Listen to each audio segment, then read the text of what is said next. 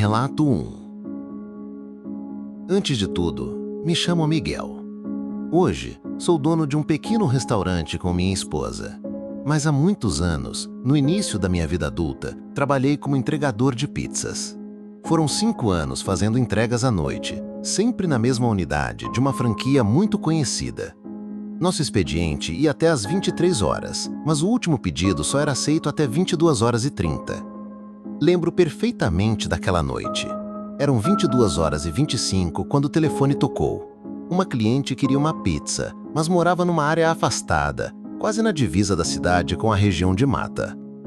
Meu colega de balcão explicou que já era tarde, mas a mulher insistiu, dizendo que pagaria uma boa gorjeta. Ele então me olhou e disse: "Miguel, se você quiser ir, é com você." E como eu realmente precisava da grana, aceitei. Assim que a pizza ficou pronta, montei na moto da pizzaria, que, aliás, era nova, recém-adquirida, e segui em direção ao endereço. Naquela época não existia GPS nos celulares, muito menos os aplicativos de hoje. A gente se guiava por placas de rua e contava com a sorte, especialmente de noite, quando tudo ficava mal iluminado.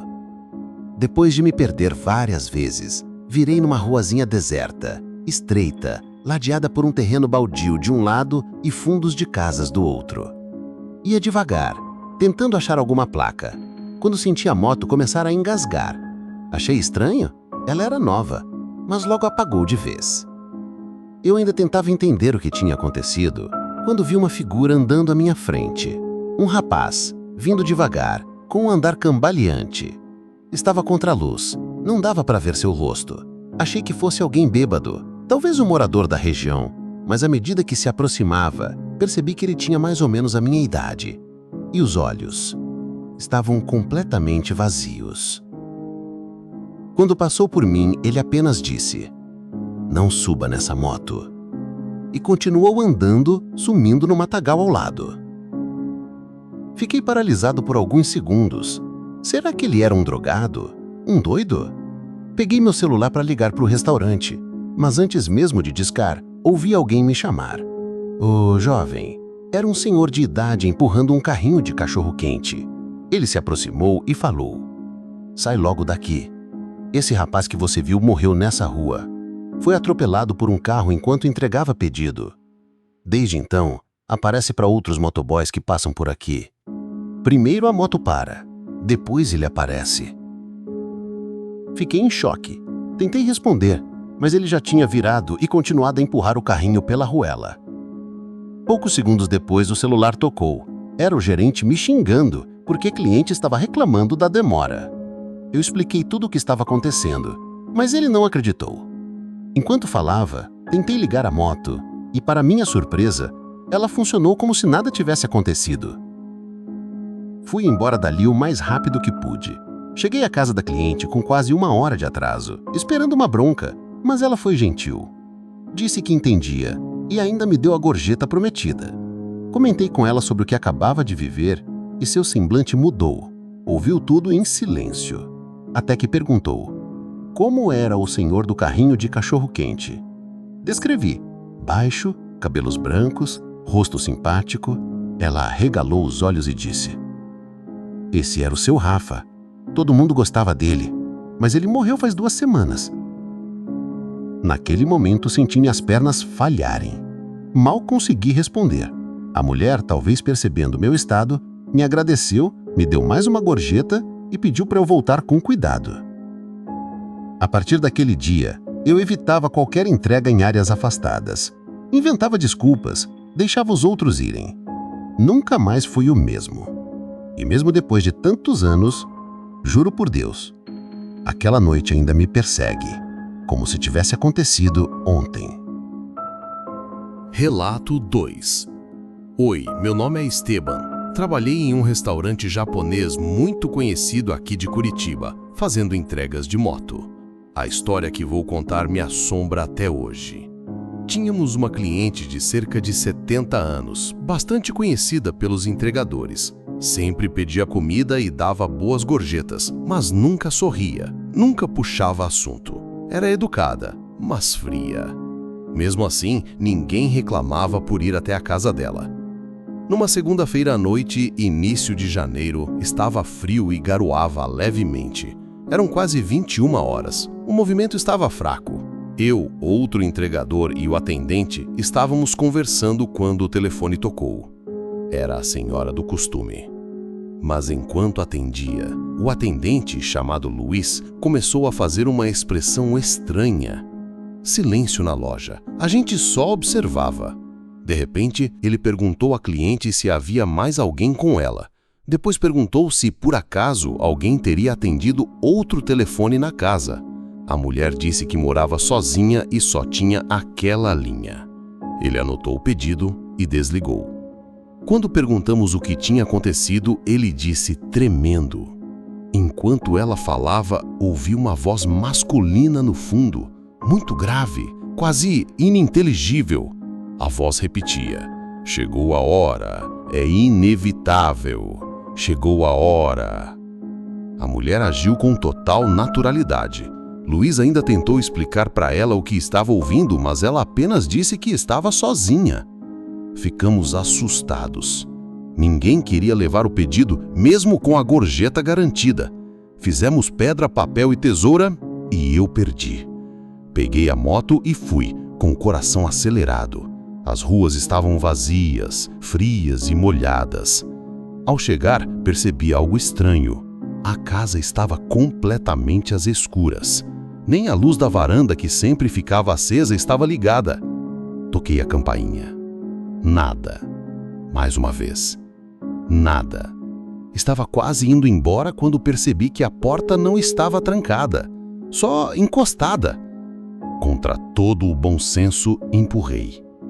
Logo na entrada, vi os pés de alguém estendidos no chão da cozinha. Era ela, inerte. Gritei seu nome sem resposta, corri para fora e liguei para a emergência. Pouco depois, os paramédicos chegaram, confirmaram o óbito. Morte natural, segundo eles.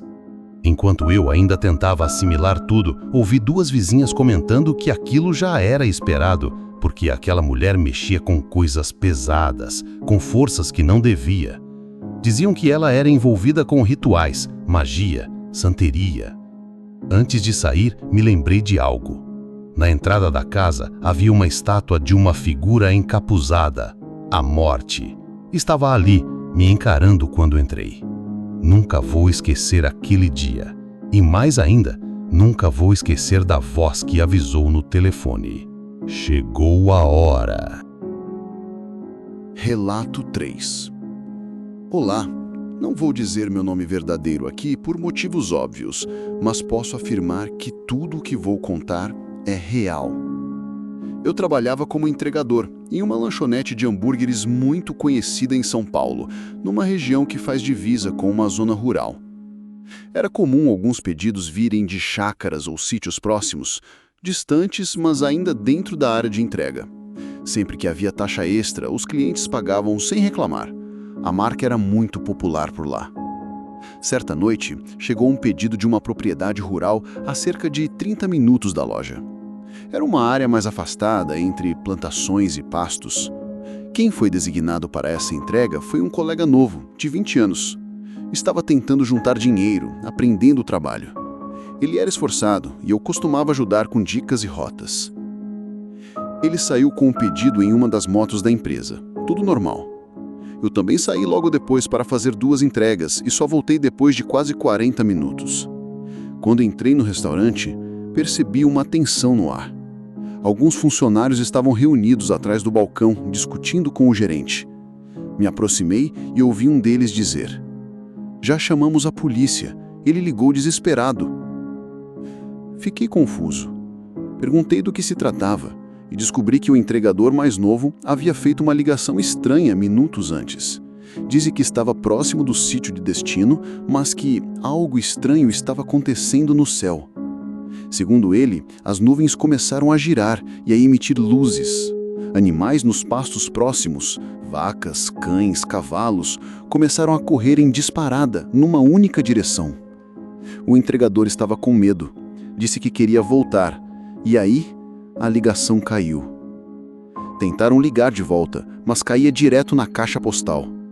O gerente ficou bravo com quem chamou a polícia. Disse que deviam ter apenas mandado outro entregador procurar o colega, mas ninguém sabia exatamente onde ele estava. Horas depois, a PM ligou de volta. Encontraram a moto abandonada em uma trilha de terra, perto de uma cerca. Não havia sinais de luta, nem rastros de pneu além dos da própria moto. Nenhum vestígio do entregador. O mais assustador? A lanterna da moto ainda estava acesa. Fizeram buscas pela região, usaram cães farejadores. Nada. Nem pegadas, nem roupas, nem documentos. Nada. O caso foi arquivado depois de 2 meses.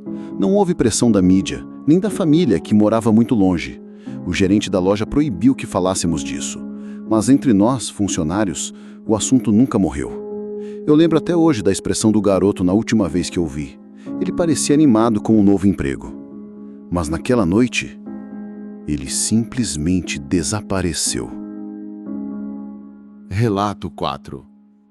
Me chamo Alicia. Sou mãe de 2 filhas adolescentes e quero compartilhar algo que nos traumatizou profundamente. Não é uma história de fantasmas, mas é ainda mais assustadora, porque foi real, muito real. Era uma noite qualquer. Nós 3 queríamos pedir algo para jantar. Escolhemos um restaurante de comida nordestina através de um aplicativo famoso. Fiz o pedido como sempre. Logo apareceu que o entregador já havia retirado o pedido. Estava a cerca de 10 minutos da nossa casa. Mas o tempo passou e ele não chegava. Abri o aplicativo de novo e, para minha surpresa, o entregador estava em uma zona completamente diferente da cidade, do outro lado de Belo Horizonte. Achei que talvez estivesse fazendo outra entrega antes, mas não fazia sentido, pois o sistema marcava nosso pedido como único. Comecei a mandar mensagens pelo app, sem resposta. Liguei para o restaurante. Eles disseram que a comida já tinha sido retirada, que a responsabilidade era do aplicativo. Eu não queria prejudicar o entregador, mas quando se passaram mais de 30 minutos, resolvi reportar. O suporte pediu desculpas e disse que tentaria um contato imediato. Foram mais 15 minutos até que o interfone tocou. Era o entregador. Minha filha mais velha e eu fomos atender, mas não abrimos o portão. Apenas pegamos a sacola por entre as grades.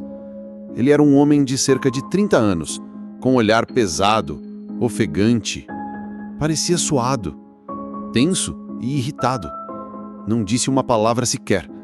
Apenas estendeu o braço e nos deu a sacola. Voltou ao carro e saiu imediatamente.